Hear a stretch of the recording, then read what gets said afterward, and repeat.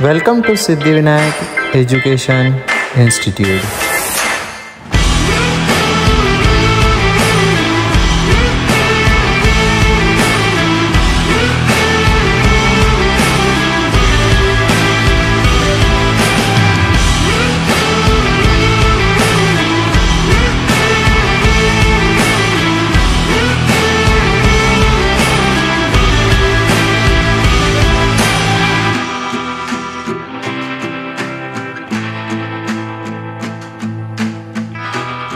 Hello guys, my name is Simran Raut from Siddhivinayak Institute. Today's my topic is structure of pollen grain.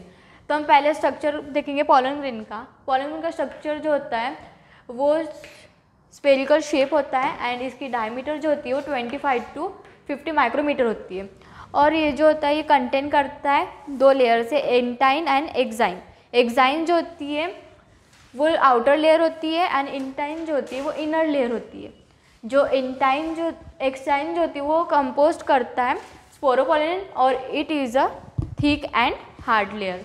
Then intine जो होती है वो compost करता है cellulose से and pectin से, और जिसकी लेयर जो होती है वो थिक एंड सॉफ्ट होती है. तो हम देखते हैं यहाँ स्ट्रक्चर. तो स्ट्रक्चर ये जो आउटर लेयर होती है उसको हम बोले थे एक्साइन और इनर लेयर को बोले थे इंटाइन. फिर इसमें दो सेल स्टेज होती है. फर्स्ट वेजिटेटिव सेल, ये जो होती है लार्ज होती है, और ये जो होती है जनरेटिव सेल, ये जो होती है स्मॉल होती है.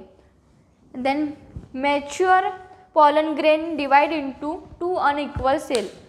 First generative cell, second vegetative cell.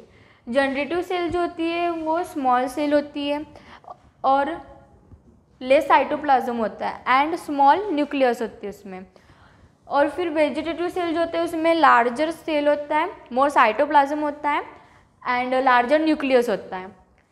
ये हो गया टू अनइक्वल सेल. फिर जनरेटिव सेल जो होती है वो टू सेल स्टेज होती है एंड ये 60% होती है. इसमें क्या होता है generative cell and vegetative cell से ये टू सेल स्टेज बनी हुई होती है.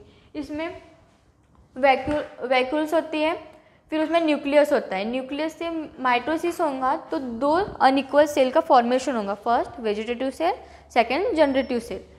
फिर वेजिटेटिव सेल जो होती है वो थ्री सेल स्टेज होती है. थ्री सेल से ये वेजिटेटिव सेल, जनरेटिव सेल और टू मेल गैमेट्स से बनी हुई होती है. जैसे हम देख रहे हैं ये वेजिटेटिव सेल हो गया, ये जनरेटिव सेल हो गया, इसका माइटोसिस होगा तो दो मेल गैमेट्स बनेंगे. दो मेल गैमेट्स बनने के बाद फिर हम बात करते हैं पॉलन एलर्जी. हम मतलब देख सकते हैं कि बहुत टाइप के एलर्जीज होती है, मतलब बहुत सारे एलर्जी होते हैं. जैसे एग्जाम्पल में ले लेते हैं हम अस्थमा. अस्थमा भी एक एलर्जी होती है. एलर्जी के बाद फिर पॉलन विएबिलिटी मतलब क्या होता है? पॉलन मतलब पॉलिनेशन एंड विएबिलिटी मतलब वर्क ऑफ कैपेसिटी होता है. कैपेसिटी फिर एग्जाम्पल जैसे हम व्हीट एंड राइस लेते हैं. व्हीट एंड राइस जो होता है उसका पॉलन विएबिलिटी जो होती है वो 30 मिनट तक की होती है. और जो सोलानाइसिस जो होती है वो पॉलन विएबिलिटी मंथली होती है, और इसमें बहुत सारे एग्जांपल्स भी आते हैं जो कि उसकी विएबिलिटी मंथ में होती है. और जैसे क्रायो प्रिजर्वेशन जो होती है it is a store nitrogenous base में होता है. वो मतलब कई सालों तक 2-3 सालों तक हम उसको स्टोर कर सकते हैं नाइट्रोजीनियस लिक्विड के फॉर्म में. और जो पॉलन ग्रेन जो होता है वो स्टोर करता है लो टेम्परेचर को, जो कि -196 डिग्री सेल्सियस होता है. वो भी क्या होता है, वो भी लिक्विड नाइट्रोजिनस लिक्विड फॉर्म में होता है. फिर हम बात करते हैं पॉलन कीट की.